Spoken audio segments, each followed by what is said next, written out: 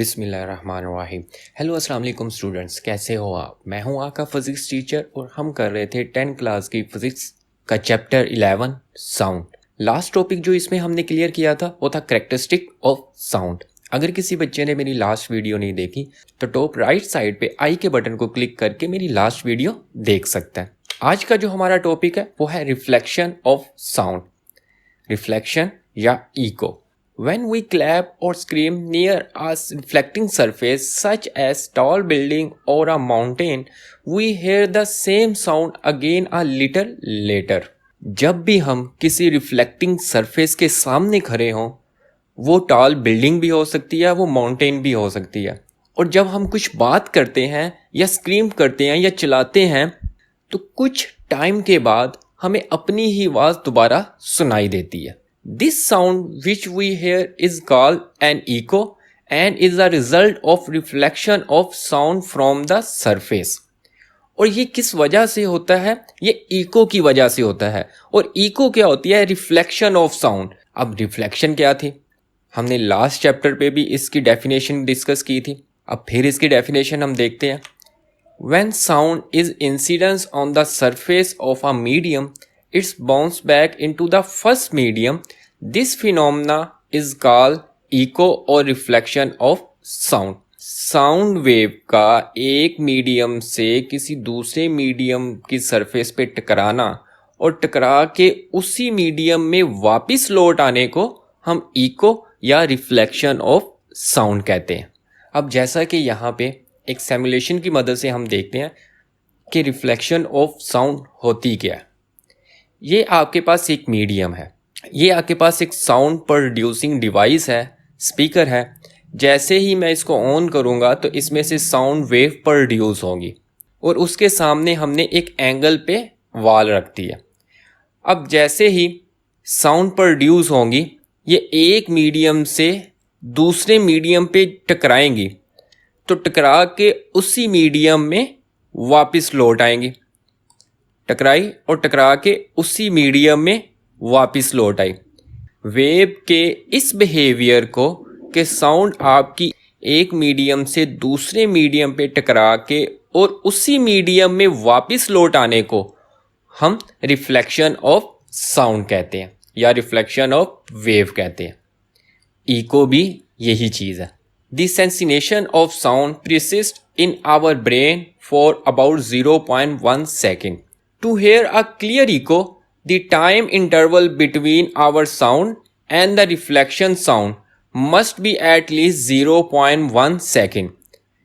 मतलब इसका है कि अगर आपने इको को क्लियर सुनना है, क्लियर सुनने से मुराद ये है कि आप बोल रहे हो और आपकी आवाज़ रिफ्लेक्ट होकर दोबारा आपके कान तक आ रही है और ये बिल्कुल क्लियर आवाज़ है, तो वो कहता है the time interval between our sound, कि हमारे बोलने और रिफ्लेक्ट होके साउंड का वापस आने का जो टाइम है वो 0.1 सेकेंड है। और इस फिनोमेने को हम रिफ्लेक्शन ऑफ साउंड या इको कहते हैं। अब बाज़ दफ़ा आपने ये भी देखा होगा कि जब आप एक दफ़ा बोलते हो तो आपको बार बार आवाज़ आपकी सुनाई देती है। वो 3 से 4 बार भी हो सकती है और इससे ज़्यादा टाइम भी हो सकती है। अब वहाँ पे ऐसा कैसे होता है? बेसिकली जब आप बोलते हो वेव रिफ्लेक्ट होके आपके कान तक आ रही है और दोबारा रिफ्लेक्ट होगी, मतलब उस जगह पे मल्टीपल रिफ्लेक्शन हो रही होती है साउंड वेव की। जब उस जगह पे मल्टीपल रिफ्लेक्शन होती है तो इस वजह से हमें बार बार अपनी आवाज़ सुनाई देती है। Echo may be here more than once due to successive of multiple reflection, कि इसमें आपके पास मल्टीपल रिफ्लेक्शन होती है जिसकी वजह से हमें एक से ज़्यादा बार अपनी आवाज़ सुनाई देती है। तो ये था आपके पास रिफ्लेक्शन ऑफ साउंड। नेक्स्ट आपके पास है स्पीड ऑफ साउंड। हमने लास्ट टॉपिक में देखा था कि साउंड का रिफ्लेक्ट होके वापस आने को हम इको कहते हैं या रिफ्लेक्शन ऑफ साउंड कहते हैं। इस टॉपिक में हम देखेंगे स्पीड ऑफ साउंड क्या होती है, कि साउंड की स्पीड कितनी है। वो अगर एक मीडियम से ट्रेवल करके किसी दूसरे मीडियम में जाती है तो वो कितनी स्पीड के साथ मूव कर रही होती है। Sound wave can be transmit by any medium containing particle that can be vibrate. अब जब साउंड वेव आपकी हर मीडियम में ट्रांसमिट हो जाती है, चाहे वो सॉलिड हो, चाहे वो लिक्विड हो, चाहे वो गैस हो। अब जैसे ही साउंड वेव आपकी एक मीडियम से किसी दूसरे मीडियम में जाती है, तो उस मीडियम के जो पार्टिकल्स होते हैं, जो मॉलिक्यूल्स होते हैं, उस पे अपनी एनर्जी ट्रांसफर करती है और उस मीडियम के जो पार्टिकल्स हैं वो भी वाइब्रेट करना शुरू हो जाते हैं। तो इस तरह से आपकी साउंड वेव एक मीडियम से दूसरे मीडियम में ट्रांसमिट होती है और साउंड आसानी से पास हो जाती है। However, the nature of the medium will affected the speed of sound wave. अब जो स्पीड ऑफ साउंड है वो नेचर ऑफ द मीडियम पे डिपेंड करती है। नेचर ऑफ द मीडियम मतलब कि आप किस मीडियम से साउंड को पास करवा रहे हो। आप सॉलिड से पास करवा रहे हो, आप लिक्विड से पास करवा रहे हो, या आप गैस से पास करवा रहे हो। सॉलिड से अगर पास करवाते हो तो सॉलिड के मॉलिक्यूल पास पास होते हैं। अगर लिक्विड की बात करते हो तो लिक्विड के मॉलिक्यूल सॉलिड से जरा दूर दूर होते हैं। गैस के मॉलिक्यूल्स वो ज्यादा डिस्टेंस पे होते हैं। अब देखते हैं कि किस मीडियम में किस स्पीड के साथ आपकी साउंड वेव मूव करती है। The speed of sound in a liquid is 5 times that in gas. इसका मतलब ये है कि जो स्पीड ऑफ साउंड होती है इन लिक्विड में वो 5 टाइम तेज होगी एज कंपेयर टू गैस के। इसकी रीजन ये है कि जो आपके पास लिक्विड के मॉलिक्यूल्स होते हैं उनके दरमियान स्पेस या डिस्टेंस बहुत कम होता है, गैस के मॉलिक्यूल के दरमियान डिस्टेंस बहुत ज्यादा है।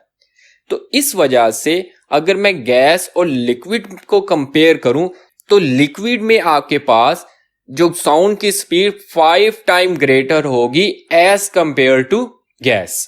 The speed of sound in solid is about 15 time that in gases. तो जो आपके पास speed of sound in solid होती है वो 50 टाइम ग्रेटर होती है एज कंपेयर टू गैस। इसकी भी रीजन यही है कि जो सॉलिड के मॉलिक्यूल्स होते हैं या पार्टिकल्स होते हैं उनके दरमियान स्पेस ना होने के बराबर होती है, या दूसरे वर्ड्स में हम ये कहें कि उनके दरमियान स्पेस ही नहीं होती।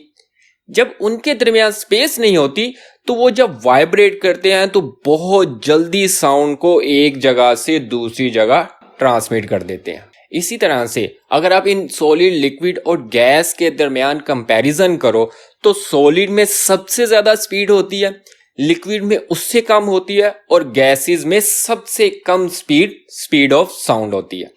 The speed of sound in air is affected by the changing in some physical conditions such as temperature, pressure and humidity।